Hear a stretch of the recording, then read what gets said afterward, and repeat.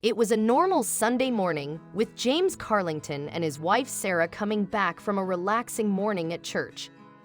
A gardening buff, James would typically take the rest of the afternoon to head into the backyard. This day was a bit different, though. This afternoon, James was about to discover something very out of the ordinary. James was excited to get home and into his garden. After a storm the previous night, the weather was gorgeous in his home of Cambridge Springs, Pennsylvania.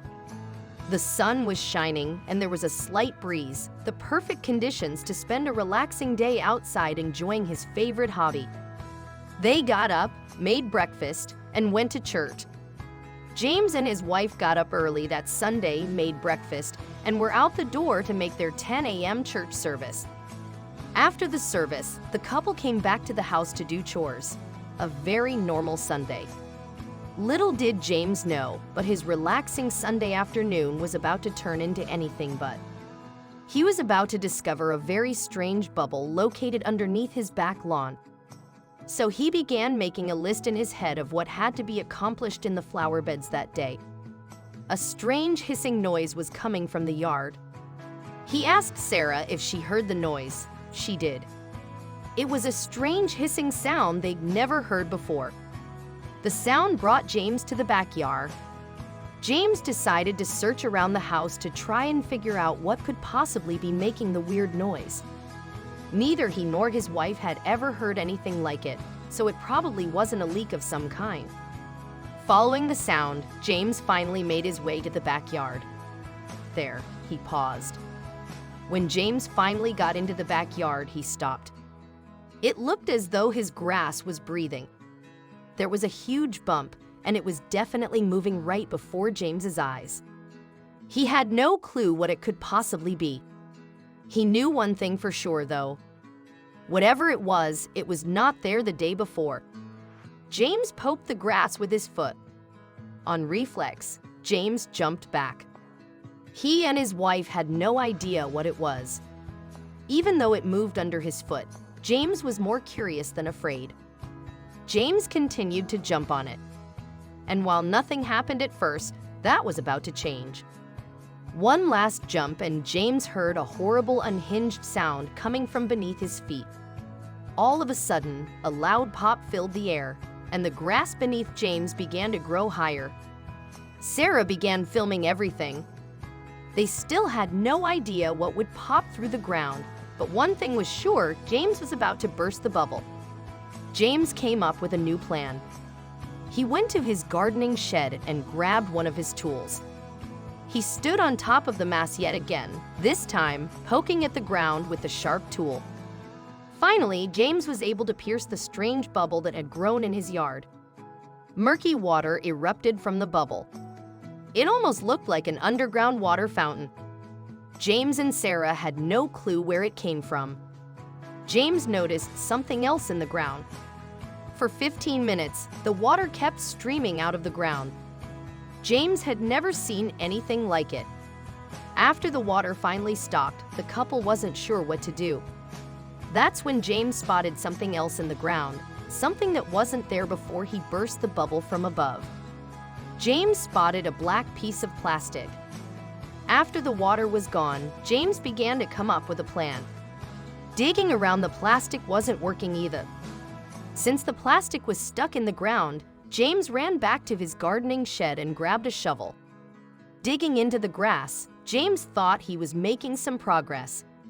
So he reached back down to try and pull the object from the ground once again.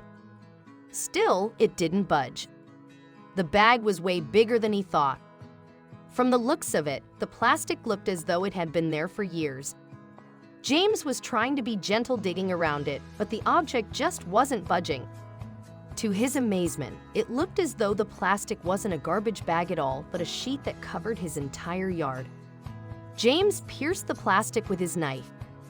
He wasn't sure what he was going to find, but a weird smell and wooden planks weren't on the top of his list. There was a strange smell and wooden planks. He called out to Sarah.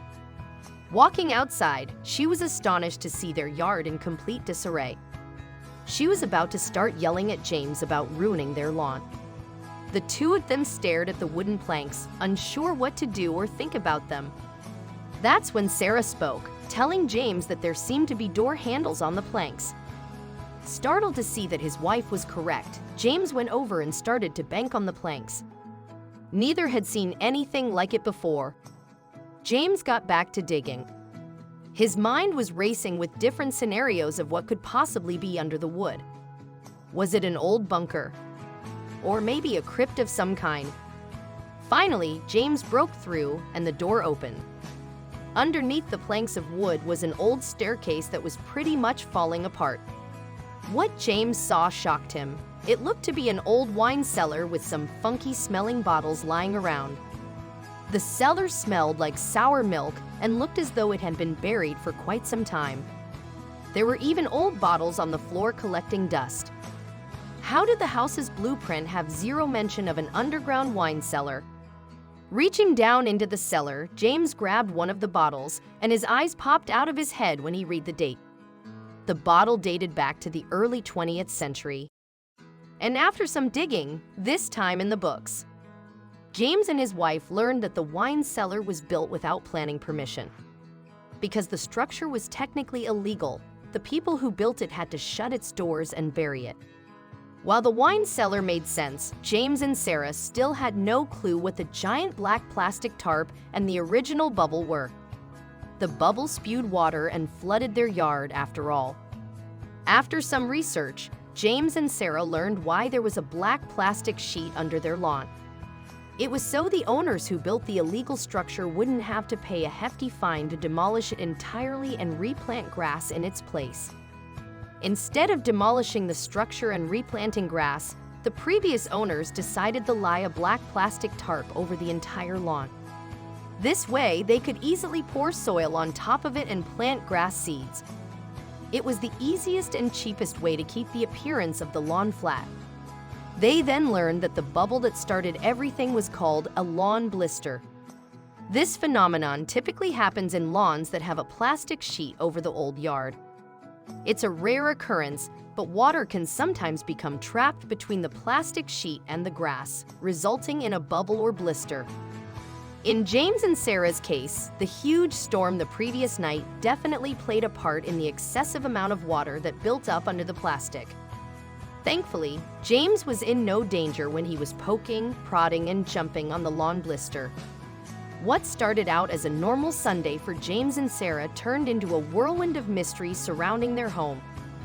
Not only did they deal with a rare lawn blister, but they also uncovered a long-lost secret underneath their yard, a wine cellar dating back to the early 20th century.